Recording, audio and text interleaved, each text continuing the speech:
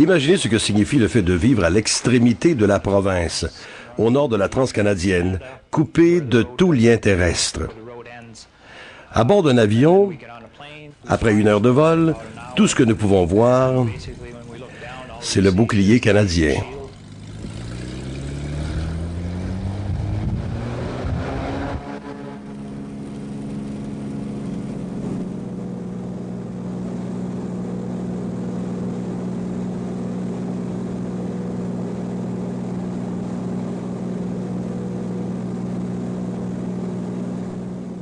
Nous atterrissons dans de petits villages comme Couchiching ou Keewaydin, là où le courant a été introduit tout récemment, là où il n'y a aucun téléphone.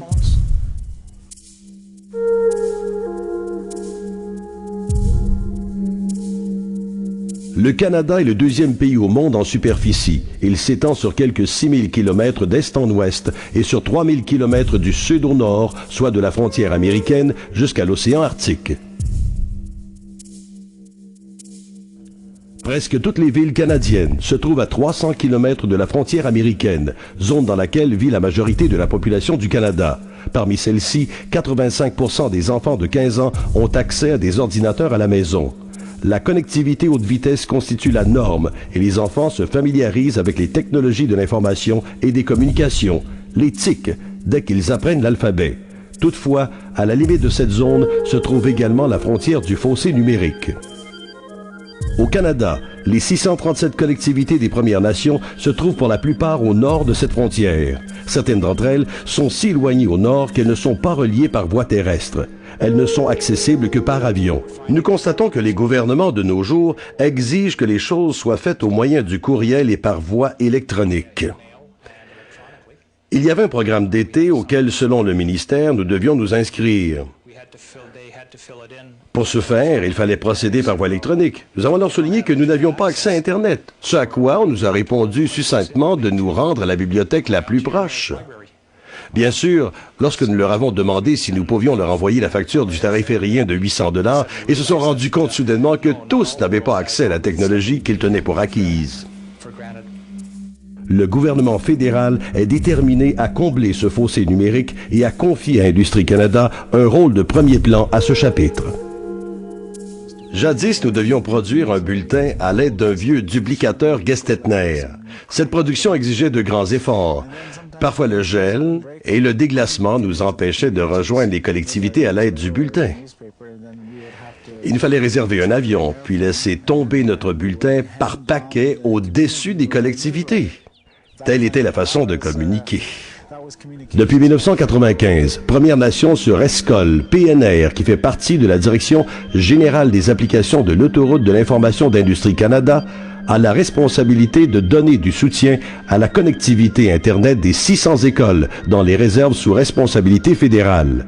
À ses débuts, PNR comptait 4 personnes qui tentaient de tout faire au bureau national, mais il en fallait davantage. Au Canada, les Premières Nations comptent parmi le million d'Autochtones sur une population de 30 millions. En 2002, on a choisi 6 organismes de gestion régionaux, les OGR, parmi les organismes sans but lucratif existants au service des collectivités des Premières Nations afin d'assurer la prestation du programme de concert avec les bureaux régionaux d'Industrie Canada depuis le fossé numérique rétréci. Le programme Premières Nations sur ESCOL vise les écoles des Premières Nations dans les réserves. Ce programme a pour objectif d'accroître l'accessibilité des jeunes et des éducateurs des Premières Nations aux technologies de l'information et de la communication. La technologie fait maintenant figure de domaine de compétences fondamentales, ce qui signifie qu'elle s'insère de nos jours dans toutes les sphères d'activité. Il faut donc connaître dans une certaine mesure et comprendre l'informatique et la technologie. L'accroissement de la compréhension des technologies de l'information et de la communication chez les jeunes leur permettra donc de mieux se préparer à prendre part à l'économie du savoir et les habiletés de base en informatique pourront leur permettre de se trouver un emploi auquel, dans le cas contraire, ils n'auraient pas accès. Internet s'est révélé pour moi un bon outil pour faire des devoirs sur les autres pays ou encore en histoire. Je suis d'avis qu'Internet m'a ouvert les yeux. L'an dernier, nous avons commencé à modifier nos programmes d'études, comme les programmes d'études en géographie, qui comprennent maintenant Internet. À l'aide de celui-ci, les élèves peuvent se rendre sur les sites, visualiser les satellites, obtenir le National Geographic et accéder à des renseignements de recherche de la sorte. Sur le plan de la recherche, le résultat a donc été phénoménal. Tout ce concept d'apprentissage à distance aura lieu. Je pourrai alors m'asseoir ici, à Winnipeg, et en apprendre au sujet de vos traditions et de vos cérémonies, pendant qu'une autre personne assise à Churchill pourrait faire de même. Les cours d'informatique que je donne durent de 30 à 45 minutes. Grâce à la connectivité à haute vitesse, on obtient le contenu plus rapidement et les leçons se déroulent plus facilement que l'an dernier. Auparavant, nous ne pouvions même pas configurer un ordinateur pour permettre un simple programme de base, ce que nous avons dû apprendre. Par la suite, avec l'accès Internet, les enfants ont été subjugués par les possibilités offertes. J'en apprends encore au sujet des différentes possibilités d'Internet, ce qui ne cesse de me fasciner.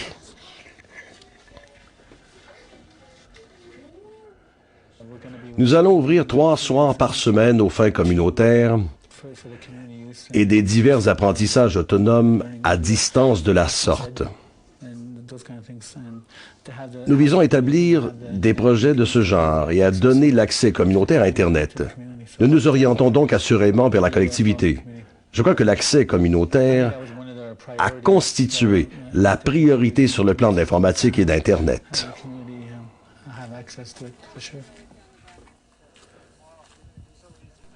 Nous avons été témoins de situations extrêmes sur le plan des conditions de travail des gens. Cependant, nous constatons la technologie, ses effets et l'intérêt de doter chacune des écoles des Premières Nations à cet égard.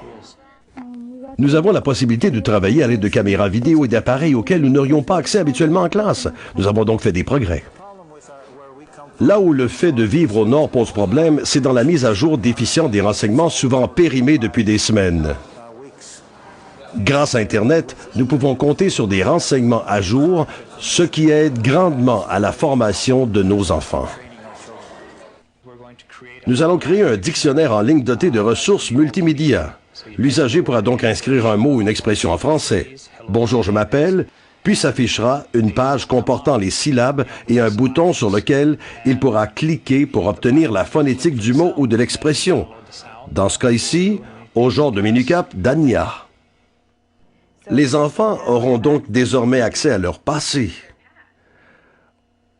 au moyen d'un médium du 21e siècle. Regardez tout le chemin parcouru. À nos débuts, nous n'obtenions seulement qu'un seul ordinateur à connectivité lente pour une école des Premières Nations. Maintenant, nous travaillons en vue d'obtenir un ordinateur avec connectivité à grande vitesse et à large bande pour 8 élèves. De nos jours, les écoles ne reçoivent pas seulement des ordinateurs, mais également des caméras vidéo, des caméras numériques, des numériseurs, des imprimantes ainsi que d'autres périphériques. À l'heure actuelle, nous ne nous préoccupons pas uniquement de la connectivité et de l'accès équitable, mais également de l'apprentissage en ligne, de l'apprentissage à distance, de même que du perfectionnement des compétences en ligne qui permettront aux jeunes des Premières Nations de s'instruire dans les réserves. De plus, nous appuyons la transformation des collectivités autochtones en collectivités en ligne, des collectivités ingénieuses qui assureront leur épanouissement social, culturel et économique, des collectivités qui pourront offrir des emplois, un avenir à de jeunes autochtones formés en TIC. Quelle est notre vitesse de croissance? Eh bien, d'ici la fin de 2003, 8 écoles des Premières Nations seront dotées de la vidéoconférence, voie d'accès permettant l'apprentissage à distance et les échanges entre les classes et les collectivités éloignées.